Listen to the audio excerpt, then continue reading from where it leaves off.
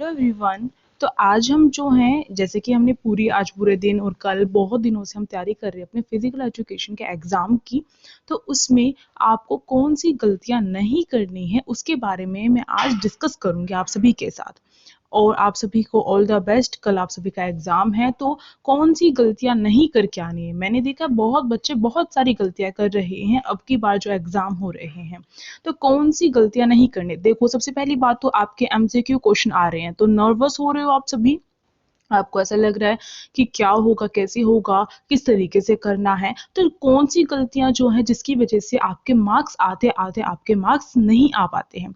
सारे क्वेश्चन आते हुए भी आपके क्वेश्चन गलत हो जाते हैं या फिर आपके मार्क्स कम आते हैं, क्या उसके पीछे क्या रीजन है। तो उसको समझने के लिए आपको ये पूरी वीडियो देखनी पड़ेगी, हर एक चीज यहीं पर समझा दूंगी मैं। तो चलिए देखते हैं। तो सबसे पहली बात तो ये आ जाती है कि आपका जो फॉर्मेट है एग्जाम का वो समझना इंपॉर्टेंट है। यानी कि जो 3 सेक्शन में आपका जो एग्जाम होगा फिजिकल एजुकेशन का वो डिवाइड होगा। तो वो जो 3 सेक्शन है, यानी कि जो फर्स्ट सेक्शन होगा आपका ए वाला, उसमें क्या है, आपको 20 क्वेश्चन करने हैं और 24 क्वेश्चन आपको दिए होते हैं।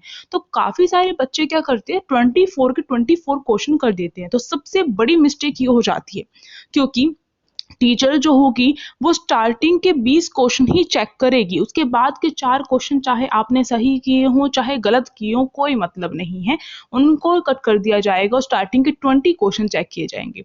तो ओवर स्मार्ट बनने की कोशिश मत करना, ये मत सोचना कि ये जो 20 क्वेश्चन है अगर इनमें से कुछ गलत हो गया तो हमें यहाँ से मार्क्स मिल जाएंगे। बिल्कुल भी नहीं, सीबीएसई में ऐसा बिल्कुल भी नहीं होता है। तो ये बात आपको अच्छे से समझ में आ गई होगी मेरे ख्याल से। दूसरी बात क्या करनी है, दूसरी बात ये ध्यान रखनी है कि जब आप एग्जाम दे रहे हैं तो आपके हाथ में जो क्वेश्चन पेपर होता है आपका, उसमें उस क्वेश्चन पेपर में आपको कुछ भी क्या है मार्क नहीं करना है अपना आंसर। ठीक है, तो क्यों नहीं करना है, क्योंकि इससे फंसने का डर ये होता है कि जो टीचर होती है अगर उसको आपके ऊपर जो शक हो गया तो उसे ऐसा लगेगा कि मतलब गलती से भी शक हो गया तो उसे ऐसा लगेगा कि आप किसी चीटिंग करवा रहे हो या फिर आप कहीं से क्या कर रहे हो, चीटिंग कर रहे हो। तो अपने क्वेश्चन में कहीं पर भी मार्क मत करना। साथ ही साथ अगर बाहर से कोई भी क्या है जो एग्जामिनर आ जाता है चेक करने के लिए, चेकर आ जाता है चेक करने के लिए, तो सबसे पहले वो क्वेश्चन पेपर देखता है। तो क्वेश्चन पेपर में अगर आपने कहीं पर भी जो आंसर है वो मार्क कर रखे हैं तो आपका जो वो एग्जाम होगा वो क्या कर दिया जाएगा, कैंसिल कर दिया जाएगा। तो बहुत इंपॉर्टेंट है, ध्यान रखनी है बात। चलिए, तीसरी बात की बात की जाए तो अब क्वेश्चन पेपर की बात छेड़ दी है मैंने, तो तीसरी बात ये ध्यान रखनी है क्वेश्चन पेपर में आपको हर एक क्वेश्चन अच्छे से रीड करना है। ये नहीं सोचना है कि टाइम कम है फटाफट ऐसे ही रीड कर दूं। कई कई बार क्या होता है, हम स्टार्टिंग के 2-3 जो वर्ड्स है वो देख लेते हैं और हमें लगता है हाँ इसका ऑप्शन नंबर तो ये होगा। पर क्या होता है जब हम घर पे आते हैं और हम पूरा का पूरा जो क्वेश्चन है वो रीड करके देखते हैं तो हमें पता चलता है नहीं, इसमें तो कुछ और ही पूछ रखा था। तो इसलिए पूरा क्वेश्चन जो है अच्छे से शांति से समझने की कोशिश करो और क्या कहते हैं सारे के सारे ऑप्शन रीड करो। तो ऐसा नहीं होता, कई बार क्या होता है हमारा केवल एक ऑप्शन करेक्ट नहीं होता, हमारे क्या है सारे के सारे ऑप्शन करेक्ट होते हैं, कई बार हमारे 2 ऑप्शन करेक्ट होते हैं। तो इसलिए आपको क्वेश्चन जो है अच्छे से रीड करना है। 90 मिनट्स दी गई है तो 90 मिनट्स को आपको ऐसे ही वेस्ट नहीं करना है। ठीक है, चौथी बात अगर मैं यहाँ पर आप सभी से करूँ तो ये फोर्थ इंपॉर्टेंट बात ये है कि आपको किसी को भी आंसर नहीं बताना है, अपने फ्रेंड्स को भी नहीं बताना है। इसके पीछे रीजन ये है कि आप फंस सकते हो, जैसे मैंने आपको बताया। और चलो ठीक है, थोड़ा बहुत चल जाता है, मैं मानती हूँ उस बात को, पर यहाँ पर एक बात ये बता दूं कि अगर आप जो है किसी और के आंसर को सुनकर अपना जो आंसर है उसे इनकरेक्ट कर देते हैं, यानी कि आपको लगता है कि आपका इस क्वेश्चन का ए वाला ऑप्शन ठीक होगा पर आपका कोई फ्रेंड बोल रहा है कि बी वाला ऑप्शन करेक्ट होगा, तो आप ये सोचकर अपने इस आंसर को बी बना देते हैं। तो उस टाइम पर क्या होता है कि आप घर पे आकर देखते हैं कि हाँ ये तो ए ही होना था, तो आपको इतना ज्यादा दुख होता है, ये पूछने की कोई सीमा ही नहीं होती है। इसलिए जो अपना आंसर ठीक है बस उसी पर फोकस रखो, किसी और की बहकावे में बिल्कुल मत आओ। कुछ बच्चे जानबूझकर भी क्या करते हैं, अपने कॉम्पिटिटर के या फिर वैसे भी जानबूझकर क्या करते हैं, गलत आंसर बता देते हैं जिससे कि आपके मार्क्स कट जाते हैं। तो इसलिए अपने आप गलत करके आओगे कभी दुख इतना ज्यादा नहीं होगा, बल्कि जो दूसरे वाला आपका आंसर गलत करवा देता है। ये बात क्लियर होगी यहाँ पर। अगली बात, अगली बात यहाँ पे बहुत ज़्यादा इंपॉर्टेंट बात यहाँ पर ये है कि जब, क्योंकि आपके आंसर आते हुए भी, जैसे मैंने कहा, आपके जो आंसर आते हुए भी आपके मार्क्स कम आते हैं, क्यों आते हैं? OMR शीट का जो ये लफड़ा चला हुआ है, आपको ये बात ध्यान रखनी है। OMR शीट जो है उसे फिल करना पड़ता है, और उसे फिल करने के लिए आपका क्या है, फोकस रहना बहुत इंपॉर्टेंट है। हलबली में फिल करोगे तो आंसर जो है, मान लो आपने देखा कि आपका इस वाले आंसर का A है और गलती से आपने B फिल कर दिया, तो अगर आप जो है बिल्कुल टाइम जो बिल्कुल भी नहीं दोगे, आप सोचोगे OMR शीट है तो फिल करनी है, बाद में कर दूंगा, नहीं। OMR शीट जो फिल करनी होती है, बहुत ज़्यादा आराम से फोकस अपना उस पे होना चाहिए, और आंसर करेक्ट करने के लिए आपको क्या है, बिल्कुल ध्यान से जो है चीज़ें देखनी पड़ेगी। फर्स्ट वाले का यही है। तो इसके लिए क्या करना पड़ेगा, एक तो पजल हो जाते हैं जब लास्ट टाइम आता है और टीचर कहती है अब मैं एग्जाम लेने वाली हूँ आप सभी का, तो अपना एग्जाम सबमिट करना पड़ेगा आप सभी को, ऐसा कहती है, तो इतनी ज़्यादा टेंशन हो जाती है, हाथ चलते चलते हमारा रुक जाता है और गलत हो जाती है अपने आप सारी की सारी चीज़ें। तो ऐसी चीज़ ना हो, तो इसके लिए आपको क्या करना पड़ेगा, साथ साथ में फर्स्ट क्वेश्चन देखा, अगर आता है, श्योरिटी है पूरी की पूरी कि फर्स्ट क्वेश्चन का आंसर मुझे आता है, तो मैं क्या करूंगी, और जो OMR शीट है उसमें फर्स्ट क्वेश्चन में जो भी ऑप्शन है उसे क्या कर दूंगी, करेक्ट कर दूंगी।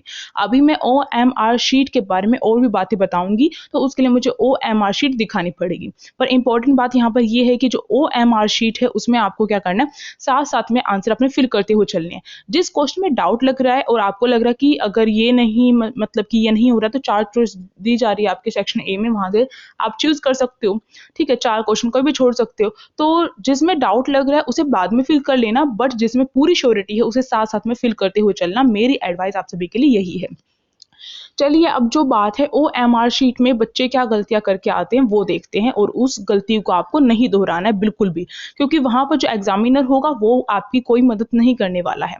तो चलिए देखते हैं। तो देखो, आपकी जो OMR शीट होती है कुछ इस टाइप की होती है। यहाँ पर आपको क्या करना पड़ता है, यहाँ पर आपको अपना जो लेटर है वो चूज़ करके अपना नाम भरना पड़ता है, ठीक। अपना नाम यहाँ पर लिखोगे, जैसे मेरा नाम योजना है तो Y यहाँ पर लिखूंगी, फिर दूसरे बॉक्स में O लिखूंगी तो Y लिखूंगी कहाँ पर है, इस तरीके से करना पड़ता है। तो सिंपल सी बात है, हमेशा होती थी ये चीज़ें तो। और रोल नंबर जो है, स्टूडेंट ID लिखनी होती है यहाँ पर, ठीक है। स्टूडेंट ID, यहाँ पर कौन सी क्लास है यहाँ पर फिल करना है आपको, सेक्शन कौन सा है वो फिल करना है आपको, स्कूल ID क्या है, एग्जाम रोल नंबर क्या है यहाँ पर फिल करना है। देखो, एग्जाम रोल नंबर पूछा जाता है, आपको स्कूल वाला रोल नंबर नहीं पूछा जाता है, जो आपका 1 2 3 4 इस टाइप से होता है, यह नहीं पूछा जाता है। आपका एग्जामिनेशन जो रोल नंबर होता है, जो एडमिट कार्ड में आता है, वो पूछा जाता है आपसे, ठीक है। और इसके बाद ये जो होता है रिस्पॉन्स होता है, यानी कि यहाँ पर आपको अपने आंसर फिल करने पड़ते हैं।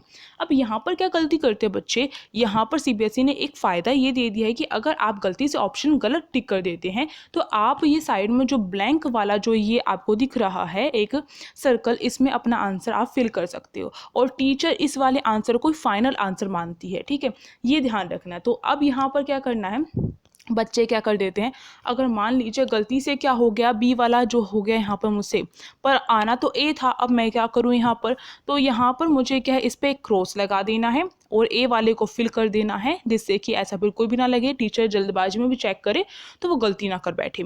तो A कर दिया मैंने यहाँ पर। अब यहाँ पर इस छोटे से बॉक्स में मुझे A भी लिख देना है।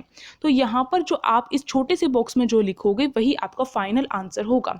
चाहे आपने मान लीजिए सेकंड क्वेश्चन उसमें A आना था ऑप्शन, मैंने A कर दिया, बिल्कुल ठीक है, और आप सोचो इस ब्लैंक वाले में लिखना ही नहीं है, बट टीचर्स क्या कर रही हैं, टीचर्स का कहना ये है कि आप इस ब्लैंक वाले में लिख कर आओ अपना आंसर, जिससे कि आपका कोई आंसर चेंज नहीं कर सकता है, ठीक है, बाहर से कुछ भी गड़बड़ी नहीं हो सकती है। इसलिए आप यहाँ पर अपना आंसर A लिख कर आओ, जिससे कि टीचर को भी आसानी हो और फटाफट आपके आंसर चेक करती जाए।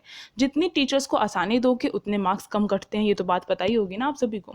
तो ये करना है काम। और दूसरी बात, बच्चों ने बड़ी गलती की थी। अब देखो यहाँ पर 75 जो है क्वेश्चन दे रखे हैं, तो 75 तो आपको टोटल जो क्वेश्चन है वो आते ही नहीं है, 60 क्वेश्चन है, उसमें से भी आपको कुछ ही क्वेश्चन करने होते हैं।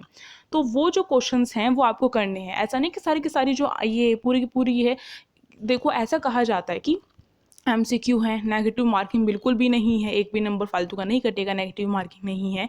तो कहा जाता है कि टीचर आप सभी को एडवाइस देती है कि बेटा आए ना आए आपको क्या करना है, आपको पूरा का पूरा जो है अपना जो क्वेश्चन पेपर है वो सोल्व करके आना है, तो क्या पता आपका ठीक हो जाए, ऐसा कहा जाता है। तो बच्चे क्या करते हैं, पूरे के पूरे जो 75 क्वेश्चन है वही करके आ जाते हैं, उनको ये भी नहीं पता होता कि 60 क्वेश्चन करने हैं। तो इसलिए ये गलती आपको नहीं करनी है। जितने सेक्शन A में जैसे 20 क्वेश्चन है तो 20 क्वेश्चन ही आपको अटैम्प्ट करने हैं। चाहे आप स्टार्टिंग के 20 करो, चाहे 24 में से आप कोई सा भी, आप 20 टोटल 20 क्वेश्चन करने 24 क्वेश्चन में से, ठीक है। और फिर उसके बाद जो सेक्शन बी है उसमें भी 24 क्वेश्चन आते हैं, उसमें से 20 क्वेश्चन करने होते हैं। और सेक्शन जो सी होता है उसमें 12 क्वेश्चन आते हैं, उसमें 10 क्वेश्चन करने हैं आपको फिजिकल एजुकेशन में। तो ये मेरी तरफ से अगर कहूँ तो फिजिकल एजुकेशन के तो वैसा ही नाम ले दिया है मैंने, पर वैसे हर किसी सब्जेक्ट के लिए सारी की सारी टिप्स लागू होती हैं। तो ऑल द बेस्ट आप सभी को। कल आप सभी का फिजिकल एजुकेशन का एग्ज़ाम है और मैं यही आशा करती हूँ कि आप सभी का एग्ज़ाम बहुत अच्छा होगा।